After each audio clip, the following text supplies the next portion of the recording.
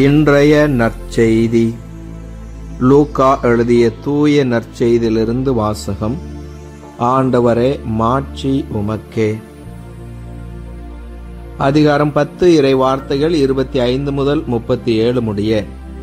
அக்காலத்தில் திருச்சட்ட அறிஞர் ஒருவர் எழுந்து இயேசுவை சோதிக்கும் நோக்குடன், போதகரே, நிலை வாழ்வை உரிமையாக்கிக் கொள்ள நான் என்ன செய்ய வேண்டும் என்று கேட்டார். அதற்கு இயேசு, திருச்சட்ட நூலில் என்ன எழுதியிருக்கிறது? அதில் நீர் என்ன வாசிக்கிறீர் என்று அவரிடம் கேட்டார்.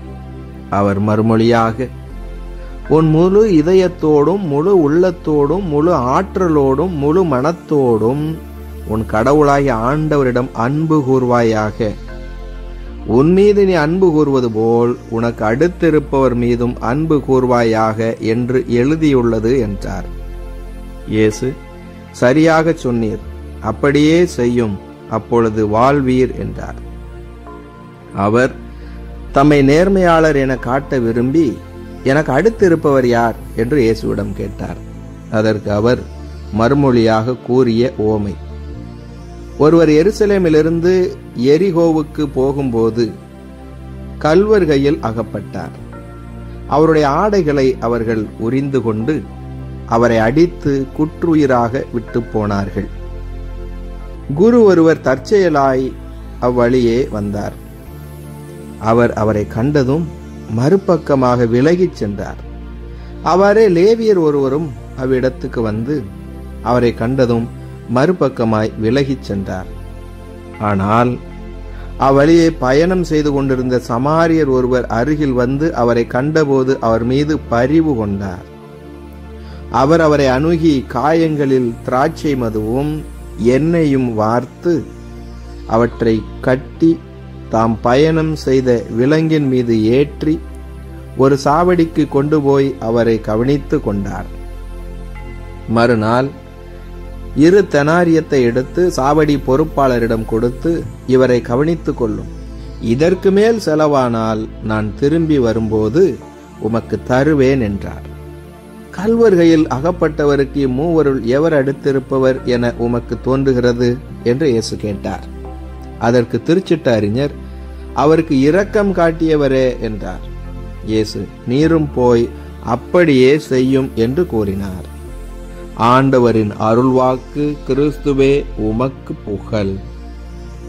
என் ஆண்டவர் இயேசுவில் அன்பார்ந்த சகோதர சகோதரிகளே, உங்கள் அனைவரையும் உயிர்த்த நம் ஆண்டவர் இயேசு கிறிஸ்துவின் பெயரிலே அன்போடு வாழ்த்துகிறேன். உங்கள் அனைவருக்காகவும் நான் திருப்பலி ஒப்பு கொடுத்து சிறப்பாக ஜெபம் செய்கிறேன். இன்றைய நாளிலே நாம் ஜெபமாலை அன்னையினுடைய திருவிழாவை கொண்டாடுகிறோம். இந்த மாதம் முழுவதுமாக ஜெபமாலை அன்னைக்கு ஒப்பு கொடுக்கப்பட்ட மாதமாய் இருக்கிறது. நாம் ஆலயத்தில், நம்முடைய வீட்டில், நம்முடைய பயணத்தில் என்று ஜெபமாலை ஜெபிக்கிறோம். இந்த ஜெபமாலையை ஜெபிப்பதன் வழியாக நாம் அன்னை மரியாளுடைய பரிந்துரையை நாடுகிறோம். அன்னை மரியாள் கானாவூர் திருமணத்திலே அந்த திருமண வீட்டாருக்காக ஆண்டவர் இயேசுவிடம் பரிந்து பேசி அந்த வீட்டாருக்கு அங்கே ஒரு புதுமையை நிகழ்த்தி காட்டியது போல நமக்கும் அன்னை மரியாள் பரிந்து பேசுவார்.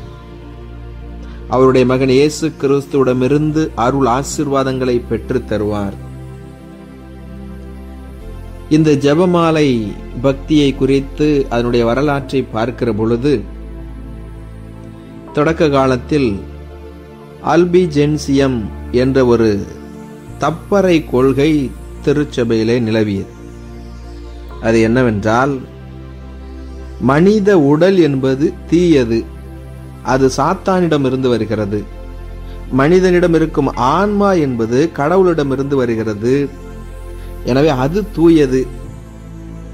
எனவே இயேசு கிறிஸ்து மனிதராக வந்தார் என்கிற பொழுது அது தீய சக்தியை அடிப்படையாய் கொண்டதாய் இருக்கும். எனவே அவர் மனிதராக பிறக்கவில்லை. இயேசு கிறிஸ்து மனிதராக பிறக்கவில்லை என்று சொன்னால் அன்னை மரியாளுக்கு அங்கே இடமில்லாமல் போய்விடும். இப்படிப்பட்ட மனித உடலை கூறு போட்டு பார்க்கக்கூடிய ஒரு வகையான தப்பறை கொள்கை பரவி கொண்டிருந்தது. இந்த தப்பறை கொள்கைக்கு எதிராக பிரான்ஸ் நாட்டிலே புனிதர் சுவாமிநாதர் வல்லமையோடு போதிக்கிறார். இந்த தப்பறை கொள்கைக்கு எதிராக அவர் போதித்து மனித உடலும் தூய்மையானது, மனித ஆன்மாவும் தூய்மையானது, இரண்டும் கடவுளிடமிருந்துதான் வருகிறது என்று வல்லமையோடு போதிக்கிறார். ஆனால் மக்கள் மனம் மாறிய பாடில்லை. எனவே இந்த சுவாமிநாதர் சோர்ந்து போய்விடுகிறார். சோர்ந்திருக்கக்கூடிய வேளையிலெல்லாம் ஆண்டவர் தன்னுடைய பிள்ளைகளை தேற்றுவார். அன்னை மரியாள் இந்த சுவாமிநாதருக்கு காட்சி கொடுக்கிறார்.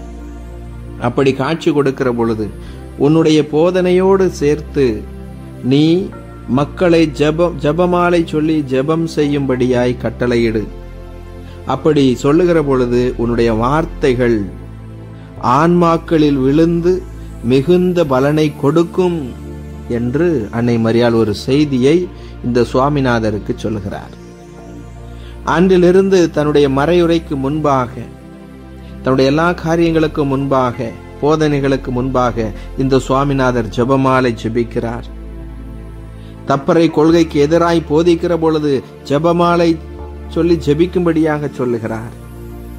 மிகப்பெரிய ஒரு மனம் மாற்றம் அங்கே நடந்திருக்கிறது. ஆமன்பு சகோதர சகோதரிகளே, இதோ திருமுழுக்கு யோவான் மனமாறுங்கள் என்று ஒரு அழைப்பு கொடுத்தாரே, அன்னை மரியாள் மனமாறுங்கள் என்ற ஒரு அழைப்பை ஜெபமாலையின் வழியாக நமக்கு கொடுக்கிறார். ஆண்டவர் இயேசுவும் நம்மை மனமாறும்படியாய் அழைக்கிறார். இதோ இந்த நாளிலே நம்முடைய பலவீனங்கள், நம்முடைய தவறுகள் எல்லாவற்றிலும் இருந்தும் மனம் மாறுவோம். ஜெபமாலை சொல்லி ஜெபிப்பதன் வழியாக நாம் ஆண்டவருடைய அருளை, ஆசீர்வாதத்தை பெற்றுக்கொள்ள முடியும். என் அன்பு சகோதர சகோதரிகளே, இந்த ஜெபமாலை ஜெபத்திலே நாம் நம்முடைய நம்பிக்கையை அறிக்கையிடுகிறோம். மூவர் இறைவனை போற்றுகிறோம். ஆண்டவர் இயேசுடைய வாழ்வை மறை உண்மைகளாக, துயர் நிறை பேருண்மைகளாக, மகிழ்ச்சி நிறை பேருண்மைகளாக, ஒளி நிறை பேருண்மைகளாக, இன்னுமாக மகிமை நிறை பேருண்மைகள் என்று 4 நிலைகளிலே இயேசுடைய வாழ்வை நாம் தியானிக்கிறோம். நம் ஆண்டவர் இயேசு கற்றுக் கொடுத்த ஜெபத்தை சொல்லுகிறோம். விவிலியத்தின் அடிப்படையிலே உருவாக்கப்பட்டு இருக்கக்கூடிய அருள் நிறைந்த மரியே என்ற ஜெபத்தை சொல்லுகிறோம். இப்படியாக நாம் விவிலியத்தோடு ஒன்றித்து, ஆண்டவர் இயேசுவோடு ஒன்றித்து ஜெபிக்கிறோம். திருச்சபையோடு இணைந்து ஜெபிக்கிறோம். நிச்சயமாக இந்த ஜெபத்திற்கென்று ஒரு வல்லமை இருக்கிறது. எனவே ஜெபமாலை சொல்லி நாம் ஜெபிக்கிற பொழுது நாம் குடும்பமாய் இணைந்து வருகிறோம். அப்படி இணைந்து வந்து ஜெபிக்கிற பொழுது நம்முடைய இல்லம் ஆசீர்வதிக்கப்படும். எனவே யாரெல்லாம் ஜெபமாலை வைத்து ஜெபிக்கிறீர்களோ உங்கள் உள்ளத்திலே ஒரு மனமாற்றம் இருக்கும். உங்கள் குடும்பத்திலே நல்ல ஒரு ஆசீர்வாதம் இருக்கும்.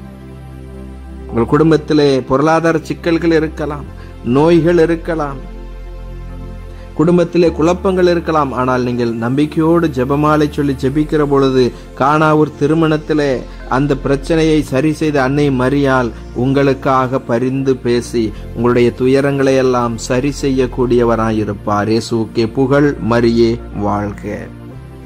மன்றாடுவோமாக. இதோ உன் தாய் என்று அன்னை மரியாளை எங்கள் ஒவ்வொருவருக்கும் தாயாக கொடுத்த ஆண்டவரே, இயேசுவே, உம்மை போற்றி புகழ்ந்து உம்மை ஆராதிக்கிறோம். உமக்கு நன்றி செலுத்துகிறோம்.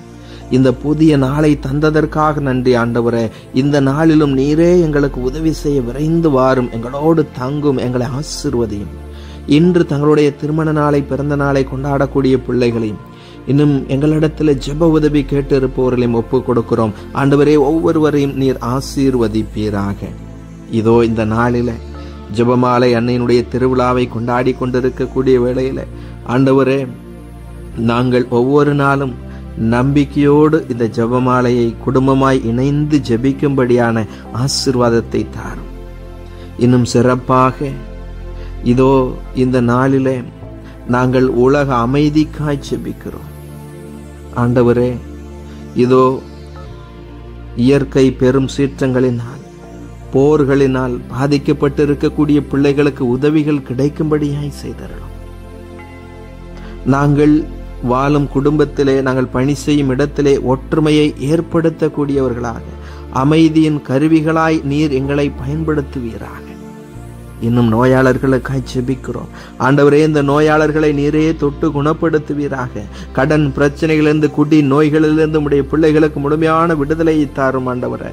இதோ திருமண காரியங்களுக்காகவும், குழந்தை செல்வத்திற்காகவும், வேலை வாய்ப்பிற்காகவும் நம்பிக்கையோடு காத்து கொண்டிருக்கக்கூடிய பிள்ளைகளை ஆண்டவரே நீர் இன்றைய ஆசீர்வதிப்பீராக.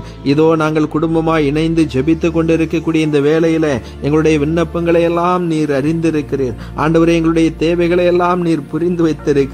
இதோ இந்த நாளில உம்முடைய திருவுளத்தின்படி நீர் எங்களை ஆசீர்வதிப்பீராக. எங்களுடைய மன உளைச்சல்கள், பயம், மன அழுத்தங்கள் எல்லாவற்றிலும் இருந்தும் ஆண்டவரே நீர் எங்களுக்கு விடுதலையை கொடுப்பீராக. உம்முடைய சமாதானத்தினால் எங்கள் வீட்டை நிரப்பும் ஆண்டவரே. எங்களுடைய பயணங்களில் உடைய மேலான பாதுகாப்பு எங்களுக்கு கிடைக்க வேண்டுமா ஜெபிக்கிறோம். இதோ படித்து கொண்டிருக்கக்கூடிய பிள்ளைகளை எல்லாம் ஒப்புக் கொடுக்கிறேன் ஆண்டவரே. இவர்களை ஞானத்தினால் நிரப்புவீராக. நீரே இவர்கள் கல்வியிலும் ஒழுக்கத்திலும் ஞானத்திலும் சிறந்து வளரும்படியாய் செய்வீராக.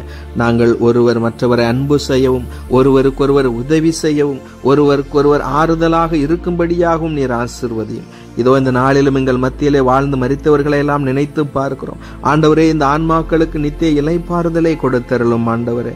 இன்னும் சிறப்பாக இந்த நாள் வெற்றியின், ஆசீர்வாதத்தின், மகிழ்ச்சியின் நாளாக எங்கள் ஒவ்வொருவருக்கும் அமைய வேண்டுமாக எங்கள் ஆண்டவராகிய இயேசு கிறிஸ்து வழியாக தந்தையே உம்மை நோக்கி நம்பிக்கையோடு ஒப்பு கொடுத்து மன்றாடுகிறோம். ஆமேன்.